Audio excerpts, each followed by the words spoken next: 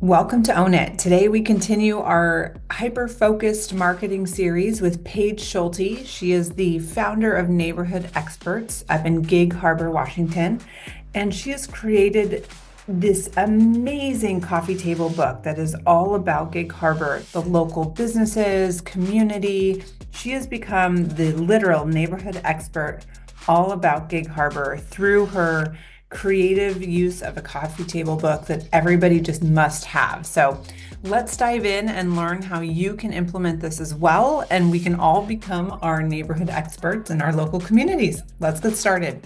As real estate agents, if you consider yourself an entrepreneur and somebody that is building and owning your brand and your either a personal brand or hopefully something a little bit bigger, you need to go out and meet people and shake hands. And then the book gives you the inside knowledge that you need to be a market expert and be a neighborhood expert. And then also that authentic connection. When you shine the light on somebody else, eventually it will come back to you. That's very meaningful and memorable. Welcome to Own It. I'm Hillary Saunders, joined by my very mysterious co-host this morning. I'll go with mysterious. Good morning, Hillary. I love it. Good morning. And we have a really cool guest today, Paige Schulte, who is one of my favorite realtors up in Washington, but she specializes in Gig Harbor, and she has the most unique take on hyper-focused marketing that we're going to get into in this mini-series. So welcome to Own It, Paige. Good morning.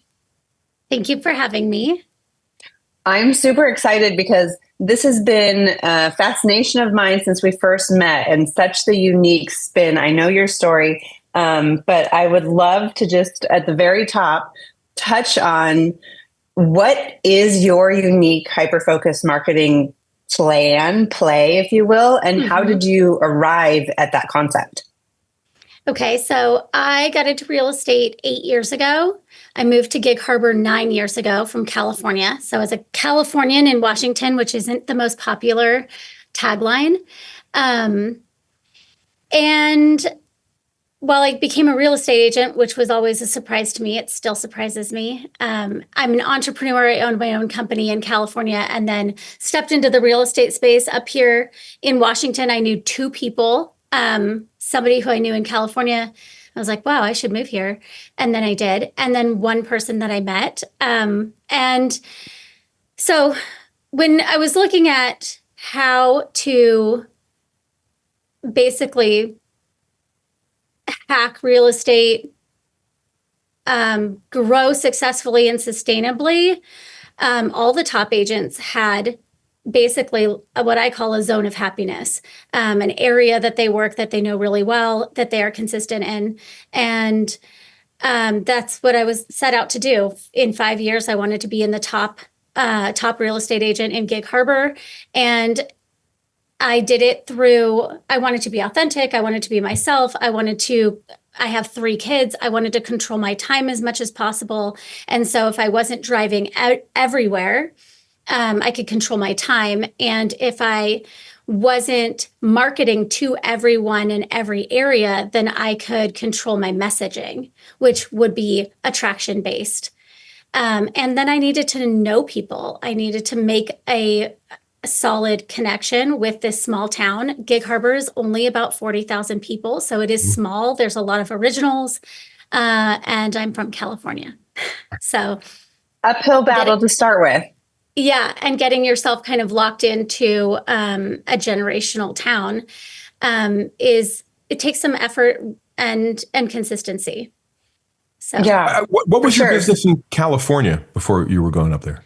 For 10 years, I was in the education space in Northern California in the Sacramento market. So I know a lot of wonderful side agents there too. And so I was in the education space. We worked with 170 schools for 10 years doing after school programming. Oh. So we brought some of that passion and dedication to philanthropy back into our real estate mix. I was going to go on sabbatical after I sold that company and be a PTA mom, and it didn't work out. So that's okay. You found your calling. So let's pull the curtain back. Your hyper-focused marketing method of choice is this gorgeous coffee table book all about Gig Harbor. How did you first even conceptualize that was kind of what you wanted to do and give back to the community? So when you looked at, I started to scale. I used Instagram stories.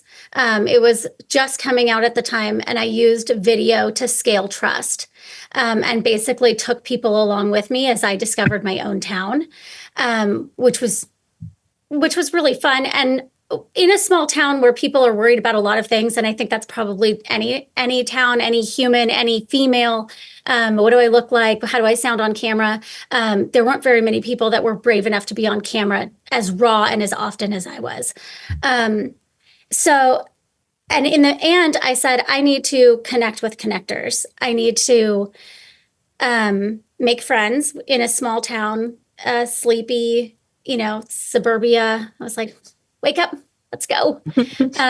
So I needed some people that could speak my language as entrepreneurs, and those were business owners. And if I could shine the light on their business. So I was like, we don't have a coffee table book. Inside inside Sacramento, I called them.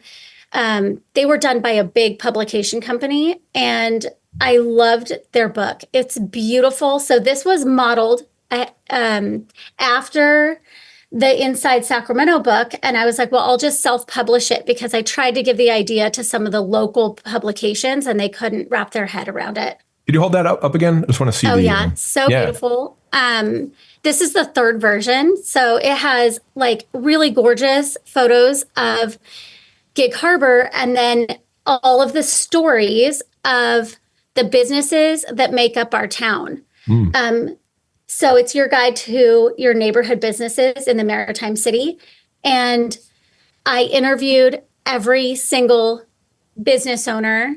And it was pretty well laid out. Like I was the face of it, but I had a system and a process behind it so I could redo this. So this is our third version. I don't have to stay super involved, but I get the credit for it. And then I sent a photographer in. So what we were doing was basically curating a beautiful coffee table book and beautiful images that we gifted to the business. And the businesses could then use that to spread around on their website, in their Instagram. And it just elevated the marketing of our town in general. And every single article has a photo of who owns the business.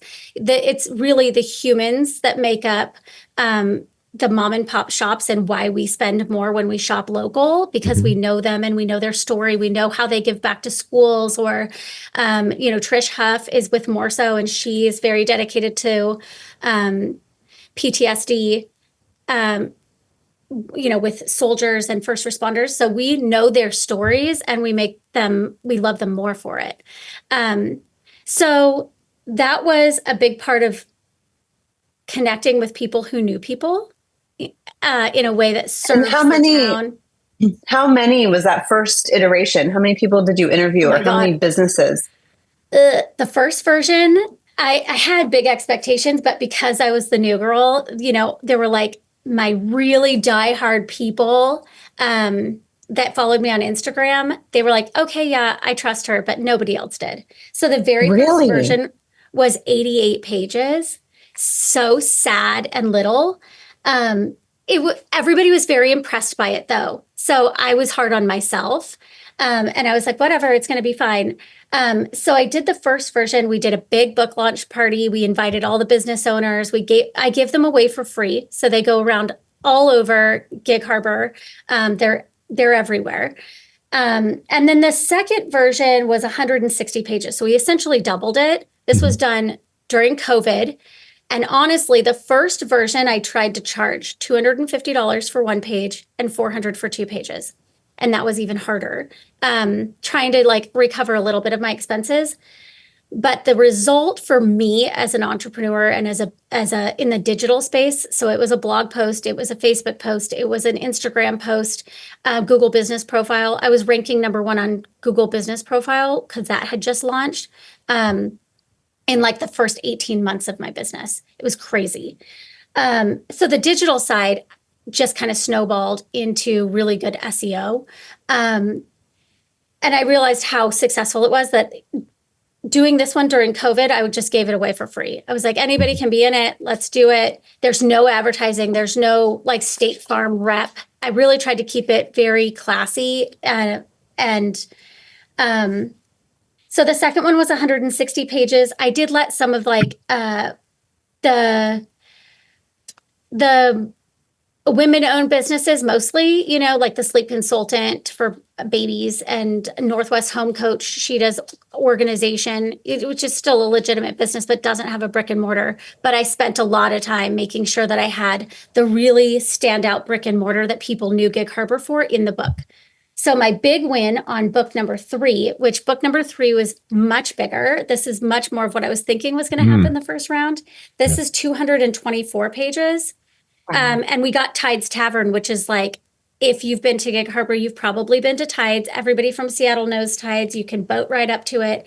And that was like, you know, the 50-year-old business. I don't even know how long they've been around, but that was kind of my like, oh my God, we got Tides. I'm so excited. Were people paying for the pages or was nobody's paying? After the first book, I didn't. I'm honestly, the return on the goodwill, the classiness of the project, the consistency of doing it year after year. Now we are like, okay, we saw the new book come out. Can we be in it next time? How are you measuring the return? Is it through listings? Is it through clients? Yeah. So I have listed most of their houses. So anybody that moves, or sold their business, we take them out of the book, and we've sold there. We've been their agent. Which for some people who own businesses that have been here a long time, like if you can get in with the originals, like you've made it. Sure. Yeah. And then the referrals, you know, if we can't, if they're never moving because they love this place in their 3rd, 4th, 5th generation, if we can get their referrals, then that's bonus. Right. Yeah. What is the process like now that you've had 3 iterations? What is the process when you're conceptualizing the next version? Do you go ask them for their stories? Yeah. Do you update their stories, or do you hire a team? I do have a project manager that does it. And that can be somebody that you hire just for this project. Pay them hourly, or that's if you already have somebody that's within your world that can take on the project. I think from start to finish, realistically, it's a 6-month play, because of the time that it takes to, honestly, for the agent or whoever the actual agent is, benefiting from it, to keep the follow-up on getting the actual profile. The profile is in a Google Doc. It's kind of a long, we tell them it's long, but it's worth it. The more time they spend, the better the profile will be. And then I hired a writer to take and edit the information. And then as soon as they say yes to the book, they go straight to my photographer, and she sets up a quick 20-minute photo shoot with them and gets them in their place of business and creates, we've done some where Gig Harbor Wine Company wasn't ready to open, and we created a vignette for them to be photographed because their pipes burst right before opening day. And we didn't want to hold it back from being in the book. So the profile is probably the hardest thing to track down. You've got to stalk them a little bit on that. And then we go out and we will go door to door to get people into the book that we can't get a hold of without some FaceTime, because they think it's a scam, or they think there's a catch, or they think they're advertising. Being a real estate agent doesn't help, to be honest, So what's interesting, Hillary, I want to contrast this to someone else we were talking to who does, giveaways, and that's how they were building their hyper focused marketing within a certain ethnic community that they started off in, and then it went wider. And what I find really interesting about this is a business you've started, right? Like so. First, when I heard about the coffee table book, I used to give, and I didn't understand exactly what you were doing. I used to make a book for people's listings. I did it through Apple, was it iBooks? I can't remember what it was, but like OPhoto or iPhoto. ago, you used to be able to order these books, and I would make a book for them, and it cost something like $10 a book. And it was like people thought I was crazy, but I'd go on a listing presentation and give a book, and they'd be like, "Oh my God, this is great!" And it was a little small paperback thing. I thought maybe that's what you were doing. Like when you heard about this, no, you own a new business. This is one of your businesses.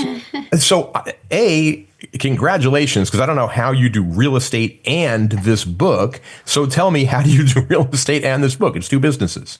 It's well, we don't print it every year. So we do it, I would say we're on track every 2 years ish.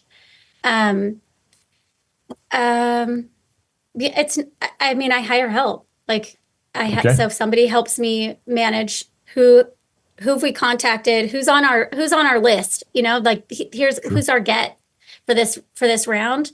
And then who do we need to find in the community to get us in the door? 7Cs was really hard.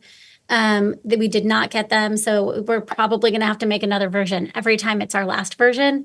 But one day I'll get 7Cs in there. And it's a brewery, but it's just a brewery that nothing's just a brewery. You kidding me? Get me there. I'll get into the book. I have a follow-up. Hillary, I apologize, but I have. No, you're good. You're good. You said something which I wrote down when you said, well, I got to town and I started doing Instagram and all that stuff, right? So it kind of just started off of no one knows me here, right? Let me get people to know and let me explore. And people start to know me through me learning about them, which I think is really, really smart. I mean, that's great. And you said video that you're shooting video to scale trust. Yeah. Tell me about that. Because, it's two questions, and I always love the two questions. But the first one is, this sounds very deliberate. Were you just shooting them and then you realized, oh, I'm using video to scale the trust? Or did you say, I'm going to go after, I love that. I love the way you shook your head there. Tell me about that. Yeah. I mean, if you look at it as a funnel, and I knew that if I was going to be successful in real estate, I had to have an online presence. And, you kind of look at your funnel marketing, you bring in all your Instagram followers up here at the top. And video helps you know people faster. They can see you. They can hear your voice when they have those, as they get to know you. So I did Instagram stories for 2 years straight, maybe 3, never missed a day. Including in the feed, because that was very important back then, and lots of storytelling there. But the stories brought people with you, and as long as you were authentic, if you could show them the unpolished side of what your house looks like during COVID, when you have 3 kids at home and it's like I'm the one that doesn't unpack my suitcase. People know that. People know I don't like gnomes. People know that I love my dog. And that I drive on E. So those type of things, but they can also hear your voice. Like there's a lot of people that do a lot on Instagram that don't have their voice included. That's why podcasting is so amazing. That once you add your voice element into it, they start to hear you when they're not on Instagram, and you're walking the same rabbit trails. So you have your ideal client avatar. So if I said, I want to work in Gig Harbor, but I only want to work with, moms who wear, what is it? What's the new one? ALO? I don't know. Lululemon new, whatever. So like if I was building my avatar back then, it was, she probably used to work in a high level professional environment. Now she's raising kids. She lives in suburbia. She drops off at the bus stop, or she picks and drops off her kids at school. Black SUV, Lululemon. She'll hit, some kind of gym. And so I knew who I was talking to. I was deliberately going after sellers. And it kept shifting, right? So my daughter got sick with arthritis about 2 years in, and I was like, and the inventory was falling. And I was like, I only want to talk to sellers, outbound marketing. So if I'm spending money, I want to hit a certain demographic. My Jennifer Lawrence's sister, like personality wise, she's super cool. I don't know if she has a sister, but that's in my mind. I think you're super focused. And as long as I've known you, you are very directed as to, it doesn't matter that I don't get, this buyer or this seller. Yeah. and it's fine. Like, I'll refer them to someone else. I am in this lane because it makes me happy and I can go full speed ahead. How did you get rid of the side noise? Well, in my annual budget, that we all, our goal setting, I had a line item for referrals. So that for my personality, it said, okay, that's going to be the people that don't fit into my silo. They're going to go and I'm going to refer them out and I'm going to get passive income, and passive income really should rule the day. If you get 25 or 30% for absolutely nothing, like, this is amazing. So I did do that. For a while, I wouldn't go to Tacoma at all. Now we'll cross my kids go to school in Tacoma, so I don't have an excuse. And then somebody else told me, they said, well, I'm really, what did she say? I'm really dedicated. Because she was newer, she said, I'm really dedicated and that's why I'll go farther.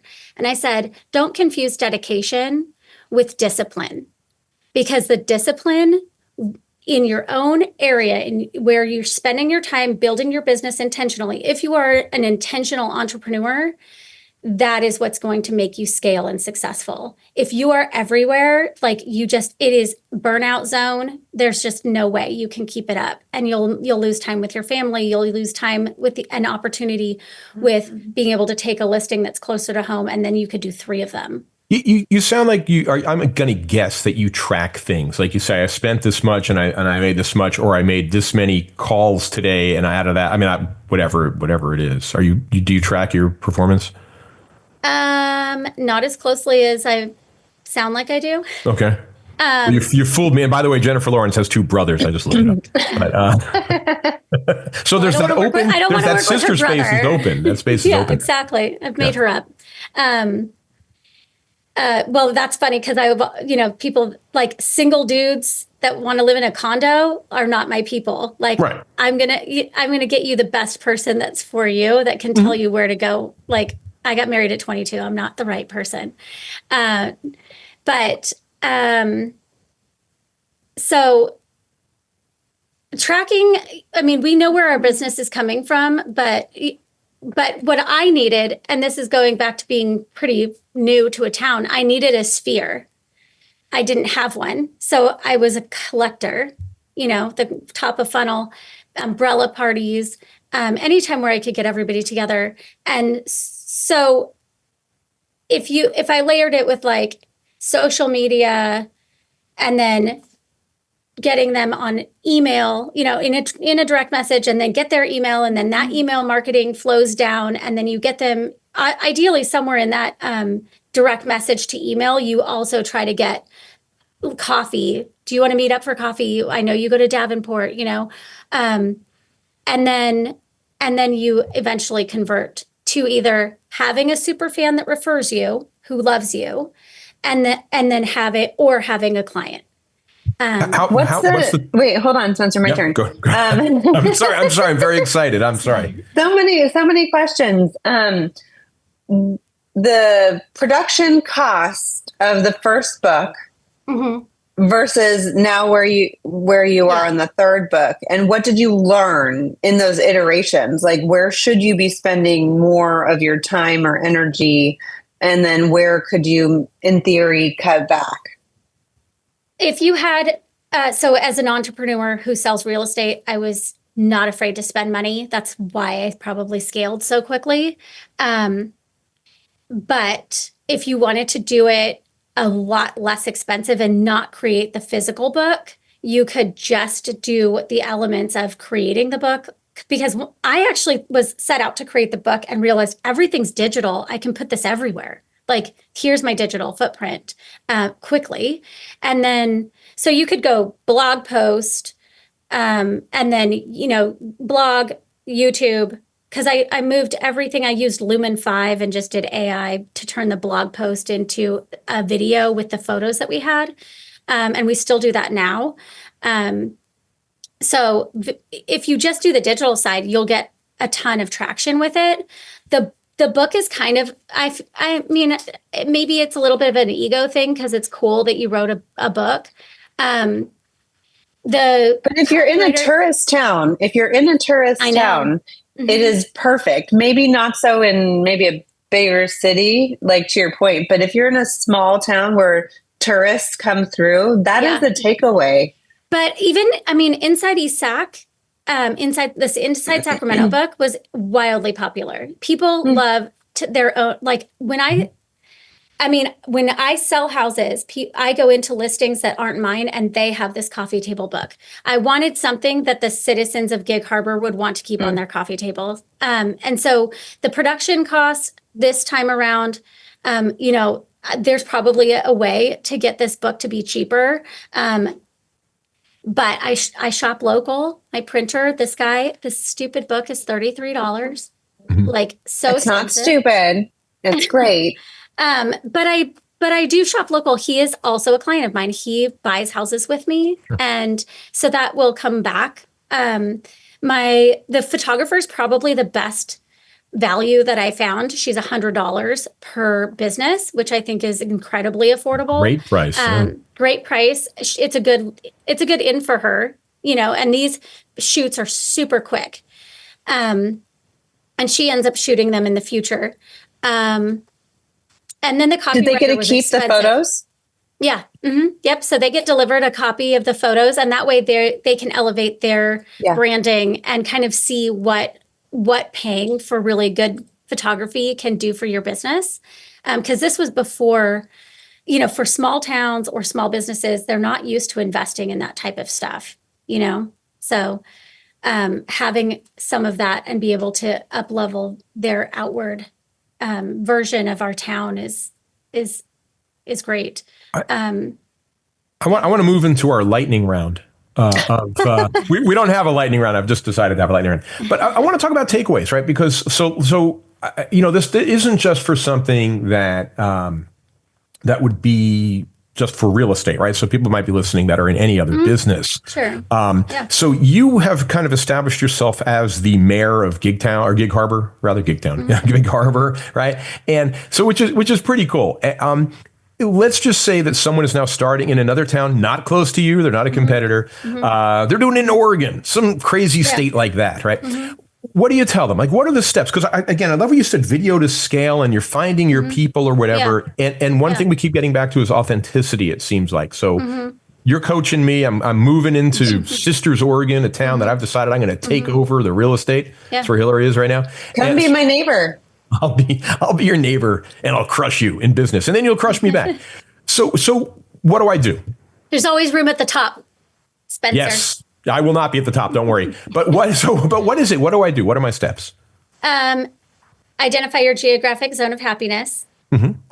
Identify your ideal client. You can have more than one. Like, Gig Harbor's a retirement town, so we have our sweet little widowed ladies that need a safe place to lay their head at night. One story, we know that downsizer avatar. And so our marketing shifts to the downsizer or to the young mom who's the move up buyer. And so having some intentionality of who you're talking to when you're speaking to everyone, you're speaking to no one. And then, zone of happiness, ideal client. I do think that every business every real estate agent should know the stats around their area, which is why you have to have a zone of happiness. If you don't have a geographical area that you serve, how do you study the stats to know when inventory is seasonally on par, when days on market are seasonally correct, what the stats are looking like? Is there a lot of inventory right now? Is there a little inventory? Is it a buyer's market? Is it a seller's market? And what price point? So I also went on video. I still do it now. I don't do it as consistently, but every single week I would go on Mondays and say, here's the market report for Gig Harbor by price range, 450 to 600, 600, 800. And I could rattle that off at any listing appointment because I wrote it down and I went on video and told people about it. And so it made me very aware of what the market was doing. So I could see January 2022, we were still flying high all the way to July saying, dude, this is a falling knife, like save your money. let's come up with a marketing plan because everybody else is going to pull back, and I'm going to take up tennis because the market's dead. Like, wow. All right. So that's when you go to your book. Well, yeah. So let's talk about the book now, right? Because I have to crush Hillary in Sisters, Oregon. right. I'm coming up there. Yeah. And Yeah. so what do I do now? I mean, in terms of the book, I mean, how do you build? So now you kind of spoken about how to build the now you trust say, a little bit there. Yeah. So now you have like, you have some familiarity as you roll into, now you've got to go and actually meet people. And, as real estate agents, and if you consider yourself an entrepreneur and somebody that is building and owning your brand and your either a personal brand or hopefully something a little bit bigger, you need to go out and meet people and kind of shake hands. And then the book gives you the inside knowledge that you need to be a market expert and be a neighborhood expert. And then also that authentic connection. When you shine the light on somebody else, eventually it will come back to you. Mm-hmm. And that support for somebody on social media or in a blog post that they can share that says somebody's talking about me and it's not myself. That's very meaningful and memorable. We have one of the little desk signs that say, be so good they can't ignore you. That's kind of that background. Like, if I'm going to spend the money on something, I want it to be so memorable that you just can't forget it. And the book was that piece. And the digital, like I said, the digital side, I hadn't even thought of. I was just like, I'm gonna write a book on Gig Harbor. What was your opening line? Like, you go into, the boutique, one of the boutiques on Main Street, so to speak, and you're like, "Hi, I'm Paige. Yeah, I'm writing a book." Yeah, I took the inside. I did call Inside Sacramento, by the way, and tell them that I was basically like ripping off and duplicating them, and they were fine with it. But I took the inside that book first because that's all I had, and I said, "This is what I'm trying to do."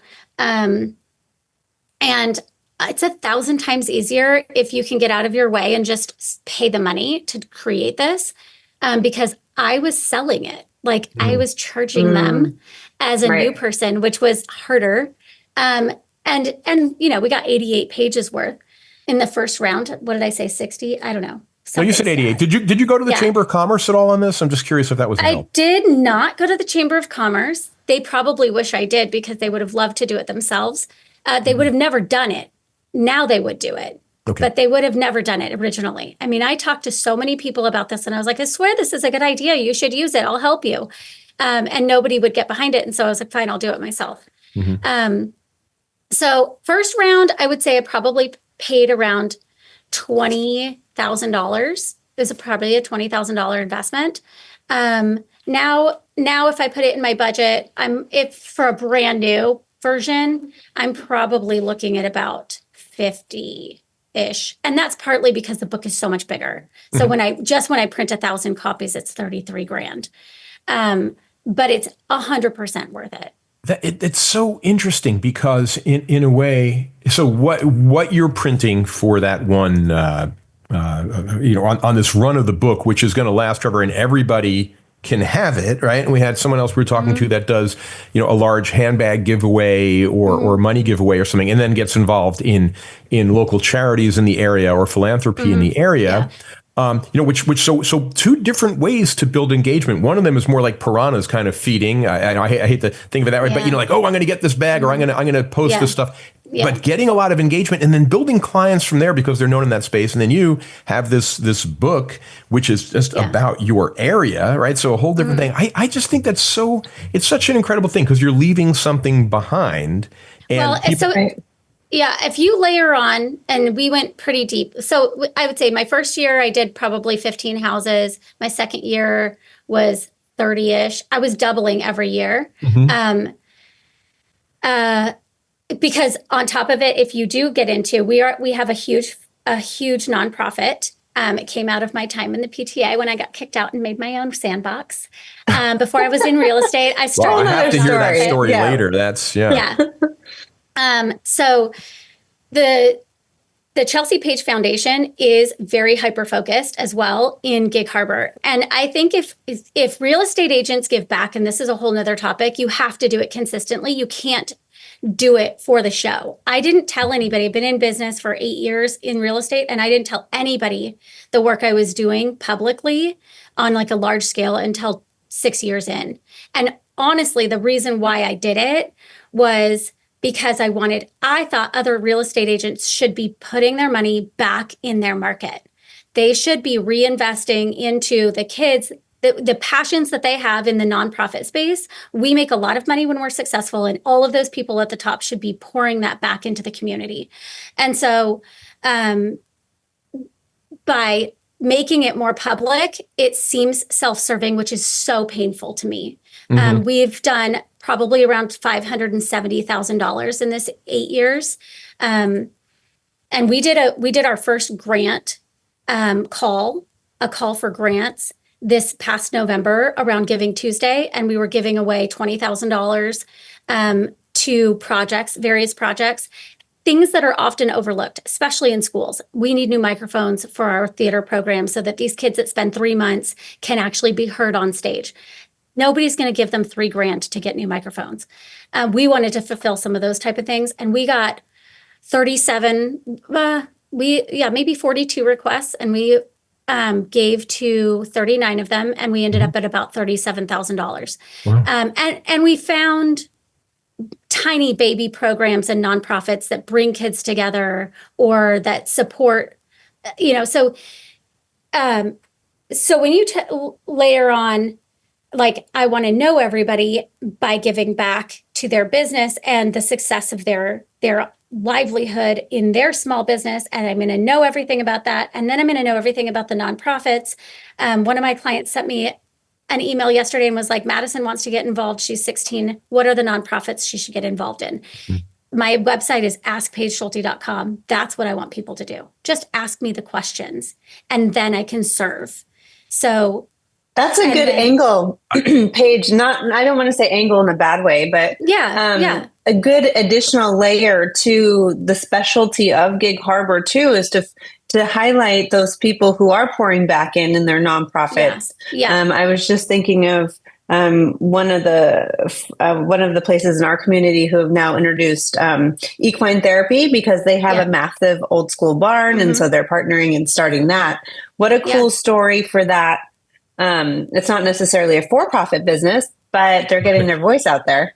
Yeah, and they don't, the nonprofits don't spend enough money telling their own stories, or they don't have a budget for PR. And so we can be part of that as little news reporters in your town. As long as you're disciplined enough to have a zone of happiness, then you can actually plant your flag. All right, I want to.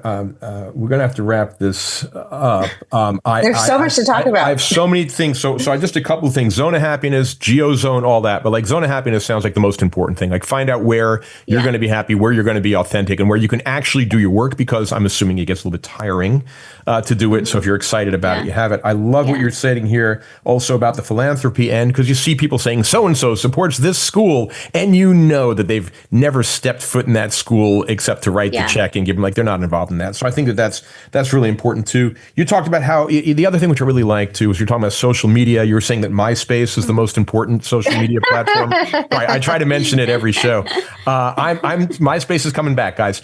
But the whole thing about how organic it was just to start with Instagram, and we hear that from so many people. So whatever it's going to be, Instagram, TikTok, whatever. And thank you for just sharing that. I don't know, Hillary. I got a ton of notes here on my card. Well, you said your website askpaigeschulte.com. What is the Instagram and YouTube that people can find you on and ask if they want to replicate what you've created? My Instagram is Paige's Gig. Paige's Gig, and my YouTube channel. I don't really. What is it? Paige Schulte, Neighborhood Experts Real Estate, probably something like that. I'll find Google it. And MySpace is what? No, I think I had an account. Nah, it's okay. I think my baby made it on Facebook before I did. I'm kidding. Somebody posted her. No, I think the takeaway is this, right? Is you find your niche, the one that you are proud of and passionate about. But I mean, just that you say the numbers, oh, it costs, say $30,000. Well, most people spend that on various marketings, whether it's mailers or posters or God knows what. So if you focus it and hyper focus it, and then you can make an impact. Well, and if you look at, and that's, like I said, you can do this method and just take longer to scale. I am a go big or go home, and I knew I had run a business before. I knew what I could take to scale it. I was willing to wait 5 years. I was the #1 real estate agent in Gig Harbor within maybe 3 years. Wow. And I've been there since then. And we haven't taken our foot off the gas on the marketing side. It's, even in the worst years, 22, 23, we spent more money, we made less, but we took market share. And that's what we had to do then. We had to take market share. I used to say there's enough business for everybody, but we learned in the last few years with the low inventory that there really isn't. There's always room at the top. That's my new slogan. Yeah. No, that's a good point, because especially with the changes, and that's a whole nother topic Spencer and I can spend an hour talking about nationwide, that the best quality and best agents who actually care for their community and provide quality representation should rise to the top. And the rest should, everything. Like you know when houses are coming on the market. If you are hyperlocal, you know everything about everything, and people will come to you. The agents will call you and they say, "I can't help my client in 2021. It's too hard. I don't know the agents on the other end. I'm not getting the information I need. I can't get to that house fast enough." And that, not tons of that momentum hasn't changed in certain price points. We still see multiple offers. Our clients are still begging us for off-market inventory. And that value set of having been so disciplined to stay right here in Gig Harbor, and then add so much money on top of it, has been great. We don't do a whole lot of print advertising, but what we have done has been so impressive. I think we end on quality over quantity. 100%. Yeah. Mm-hmm. Yeah. And that's the same thing we want. It's the same thing you want out of your clients too. Right. Oh, 100%. Well, you're talking about focusing your time when you have your kids and all that other stuff. Sure. Yeah. Well, thank you, Paige. I really appreciate your time and your attention to this really cool, unique piece of marketing. We'll definitely pick your brain on other things in the future. Okay. All right. Cheers, guys. Thank you. Thank you. Thanks. Bye. And we'll see you in another episode on Own It. Join us on our next episode as we talk all things cryptocurrency and the real estate market with Piper Moretti, who is one of my favorite female fearless women who has created a very unique space for herself in the real estate industry, which is all about crypto and how to help her clients utilize crypto to their best ability to purchase real estate. And we're going to talk about the uniqueness of using it to purchase real estate, but also what tools, tricks, and even mortgages are coming online. The landscape is changing daily, so this is going to be very timely. Join us on our next episode where we talk all things crypto. See you there.